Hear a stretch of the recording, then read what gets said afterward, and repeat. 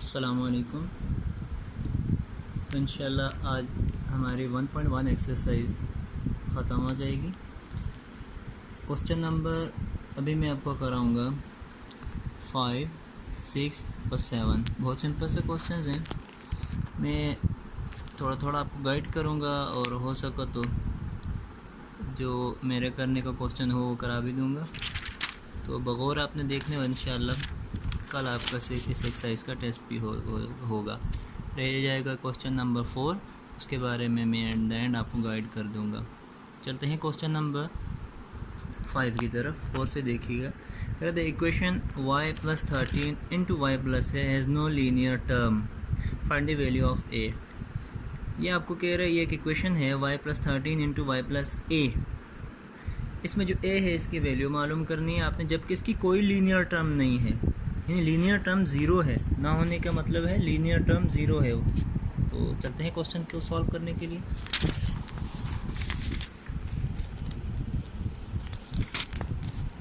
तो क्वेश्चन है, थोड़ा फोकस रखिएगा। y + 13 × y + a।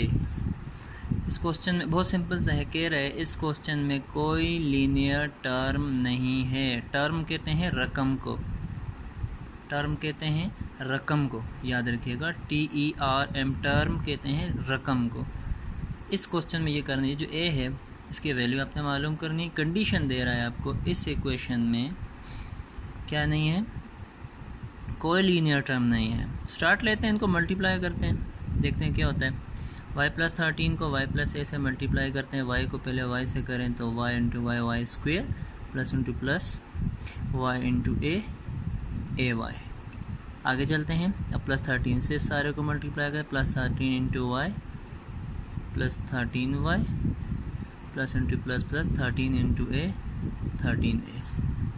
तो ये हमारे पास इन दोनों को मल्टीप्लाई करने के बाद 4 रकमें आ गई, 1 2 3 4। टर्म कहते हैं रकम को, दोबारा जहन में रखिएगा। मैं अब वर्ड टर्म नहीं यूज़ करूँगा, ठीक है, मैं वर्ड यूज़ करूँगा उर्दू में रकम। तो कह रहा था जी इसमें कोई लीनियर टर्म नहीं है। तो हमारे पास जो प्रोडक्ट आया है इसमें 4 रकमें हैं। याद रखिएगा, वो रकम जिसमें वेरिएबल की पावर 2 हो उसे क्वाड्रेटिक रकम कहेंगे। वो रकम जिसमें वेरिएबल की पावर 1 हो उसको लीनियर रकम कहेंगे, और जिसमें वेरिएबल की पावर 0 हो यानी जिसमें वेरिएबल ना हो तो उसे कहेंगे कांस्टेंट। ये जो इक्वेशन है आपके पास, इसमें वेरिएबल है आपका y। तो सबसे पहली रकम है जो आपकी, उसमें वेरिएबल y की पावर है 2, यानी ये आपकी क्वाड्रेटिक रकम आ गई, क्वाड्रेटिक टर्म आ गई। इसमें वेरिएबल y की पावर है 1, ये आपके पास आ गई लीनियर रकम। इधर y की वैल्यू है 1, ये भी लीनियर रकम है। तो ये दो आपकी लीनियर रकमें हैं, यानी लीनियर टर्म्स हैं। यहाँ पर वेरिएबल y नहीं है, लिहाजा 13a हमारा कांस्टेंट है। तो ये दो हमारे पास, ये और ये दो हमारे पास आ गए लीनियर रकमें, लीनियर। और वो क्या कह रहा था, हैज़ नो लीनियर टर्म, यानी लीनियर रकमें ज़ीरो है, इसमें नहीं है। तो फिर चलते हैं क्वेश्चन की तरफ।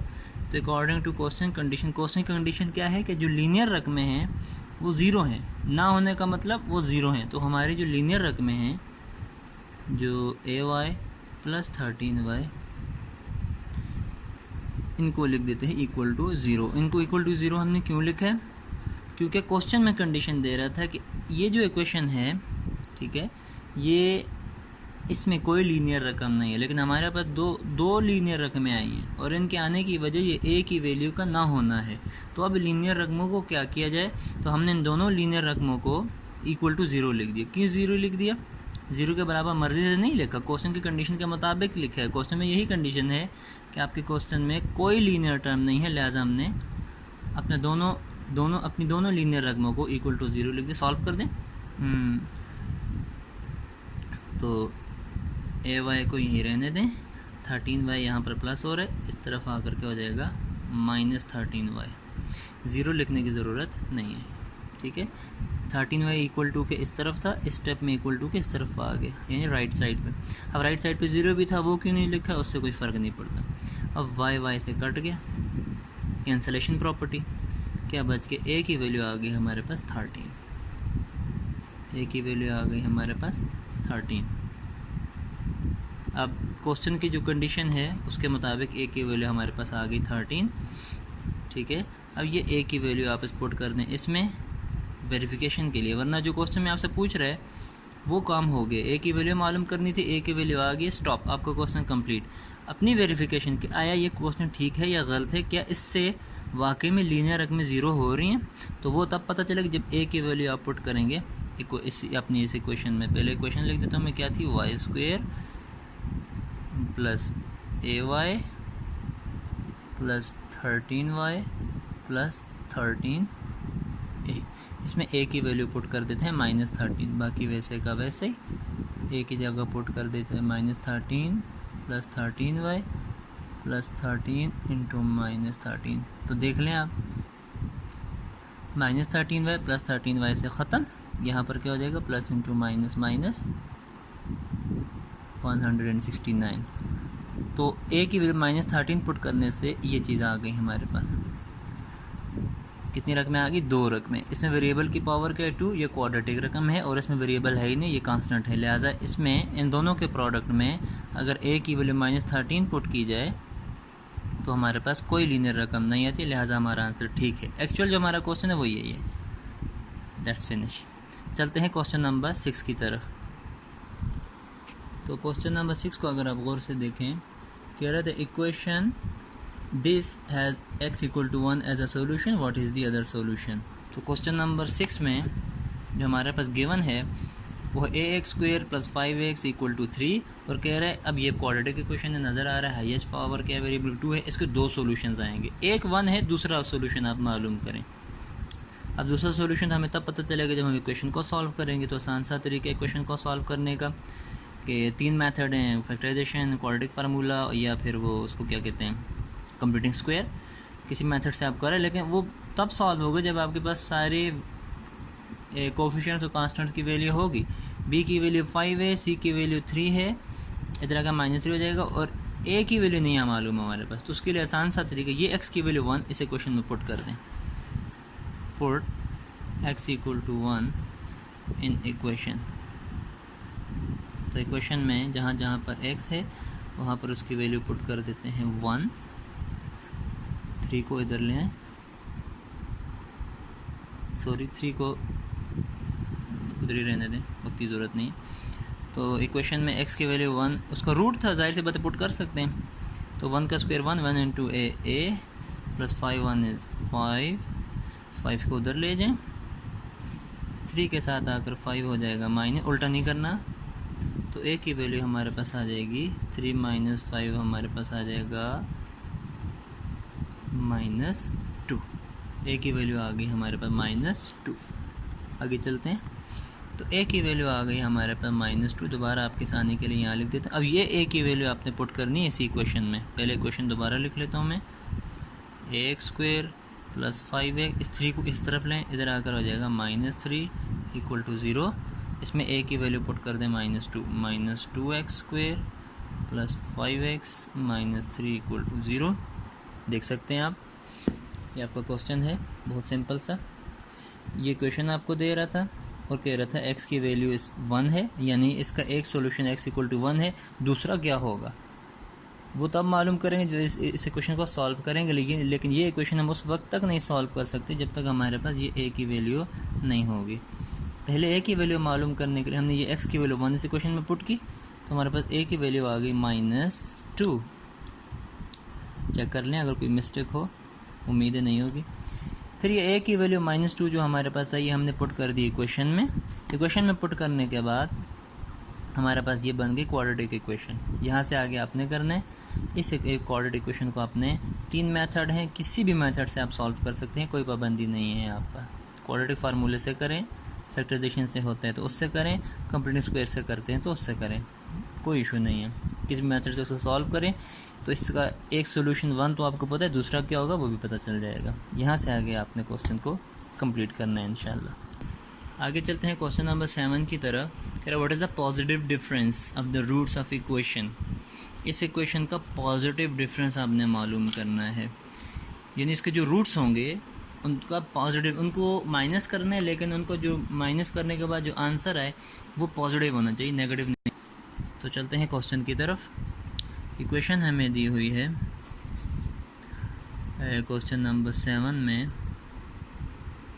गिवन है हमारे पास इक्वेशन x² - 7x - 9 = 0। ये हमारे पास इक्वेशन है। तो पहले कह रहे हैं इसके रूट्स का पॉजिटिव डिफरेंस मालूम करें, यानी इसके जो दो सॉल्यूशन आएंगे ना, क्वाड्रेटिक इक्वेशन है, याद रखिएगा इक्वेशन में वेरिएबल की सबसे बड़ी जो पावर होती है उतने ही उस इक्वेशन के रूट्स होते हैं, यानी इतने ही सॉल्यूशन आते हैं, इतने ही उसमें x की वैल्यूज़ आएंगी आपके पास। इसमें 2 आएंगी तो वो होंगी तो उनका डिफरेंस करेंगे ना, लिहाजा पहले इस इक्वेशन को सॉल्व करेंगे हम। देखते हैं किस मेथड से करें। पहले मैं इसको ट्राई करता हूँ फैक्टराइजेशन मेथड से। तो AC का प्रोडक्ट आ जाएगा हमारे पास, AC का प्रोडक्ट आ जाएगा -9, मिडल नंबर B है हमारे पास -7। तो और से देखें, ऐसे दो नंबर जिनका प्रोडक्ट 9 आना चाहिए और जिनका जो क्या कहते हैं उसको सम है वो -7 आना चाहिए। मेरे ख्याल से ऐसे कोई दो नंबर्स हमारे पास नहीं है, लिहाजा ये क्वेश्चन फैक्टराइजेशन मेथड से नहीं हो सकता। 2 मेथड रह गए, कंप्यूटिंग स्क्वायर, क्वाड्रेटिक फार्मूला। तो इसको मैं क्वाड्रेटिक फार्मूले ही से करता हूँ। मैं थोड़ा तेज़ करूँगा। क्वाड्रेटिक फार्मूला लगाना है, वैल्यूज़ पुट करते हैं इसमें। b की वैल्यू है -7, तो जी b की वैल्यू -7, इसका स्क्वायर -4, a की वैल्यू 1, c की वैल्यू -9 डिवाइडेड बाई 2 इंटू 1। आगे चलते हैं, सॉल्व करते हैं। 7 प्लस माइनस का स्क्वायर प्लस 7 का स्क्वायर 49, यहाँ पर minus into minus plus, 4 1 is 4, 4 9 is 36। Oh my God, देखते हैं क्या होता है। 2 1 is 2। मज़ीद आगे जाते हैं। 49 प्लस 36, 59, 69, 79 एंड देन 85। यह आ जाएगा आपके पास 85 डिवाइडेड बाय 2। आगे चलते हैं। तो 85 डिवाइडेड बाई 2, 85 एक परफेक्ट स्क्वायर तो नहीं है। इसकी जगह ऐसे दो फैक्टर लिखें जिनमें से कम एक परफेक्ट स्क्वायर हो। तो मेरे ख्याल से वो भी ऐसे कोई दो नंबर आपको नहीं मिलेंगे। अगर 85 को करें तो ये ऐसे ही रहेगा। तो इसके दो सॉल्यूशन आ गए, और से देखें। एक आ गया x = 7 प्लस √85 डिवाइडेड बाई 2। दूसरा आ गया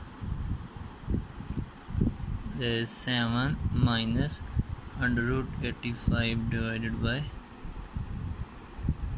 2। अब यहाँ पर ये दो रूट्स आ गए इस इक्वेशन के, और से देखें इस इक्वेशन के दो रूट्स आ गए।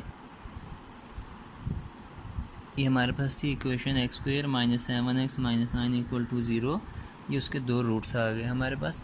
अब क्वेश्चन ख़त्म नहीं हो, इन दोनों का पॉजिटिव डिफरेंस करना है, यानी इन दोनों को माइनस करना है इस तरह कि हमारे पास जो इनका डिफरेंस है वो पॉजिटिव आए। तो ये काम आपका है। इसको x1 कह दें, इसको x2 कह दें। अब यहाँ पर x1 माइनस x2 करें, या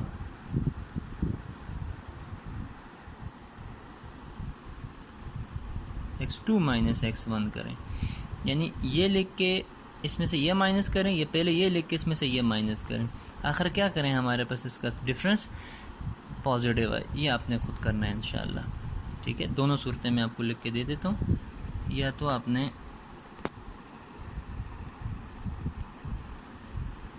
आपने करना है x1 माइनस x2, ठीक है। पहले x1 लिख लें, x1 है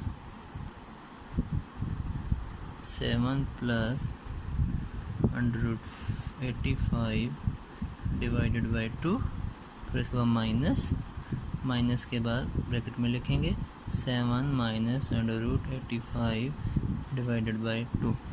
इसको by the help of LCM आपने सॉल्व करना है, ठीक है। फिर ये भी करके देख लीजिएगा। इसमें पहले x2 7 √85 minus √85 divided by 2 minus, फिर x1 लिखेंगे 7 प्लस √85 डिवाइडेड बाई 2। दोनों काम आपने करने हैं और देखना है कि किससे आंसर पॉजिटिव आता है। इसमें से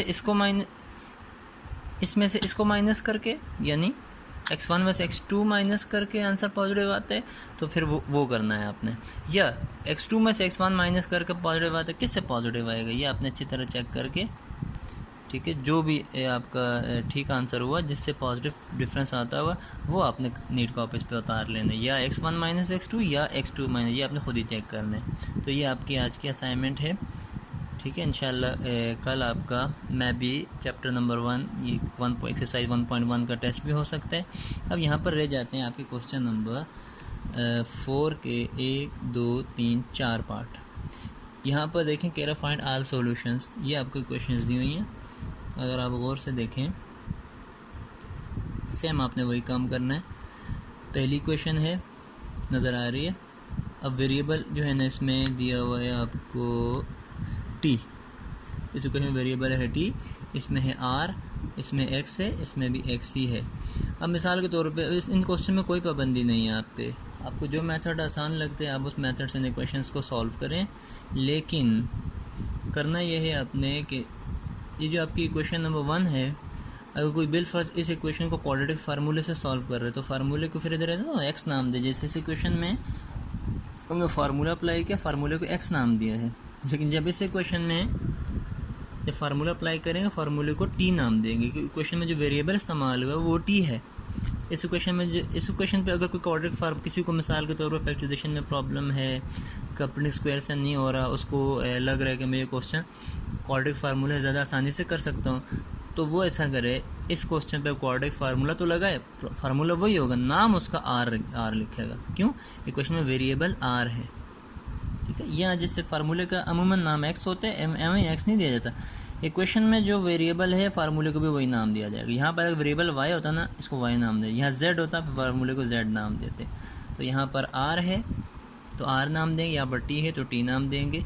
इस क्वेश्चन में तो सिंपल है, आप देख सकते हैं कि आपने इसको तरतीब देना है, तो x भी इधर ले जाना, 7 भी इधर ले जाना, ठीक है। इसमें सारे मल्टीप्लाई करने के बाद तरतीब देने के बाद स्टैंडर्ड फॉर्म में लाने के बाद किसी भी मेथड से सॉल्व करना है। तो 4, 5, 6, 7 कुल मिला के 7 क्वेश्चन हैं। इंशाल्लाह कल की आपकी असाइनमेंट है, यानी सैटरडे को ये आपने कंप्लीट करके देनी है। सैटरडे ही को मैं भी हो सकता है आपका इसका टेस्ट भी हो। अस्सलाम वालेकुम।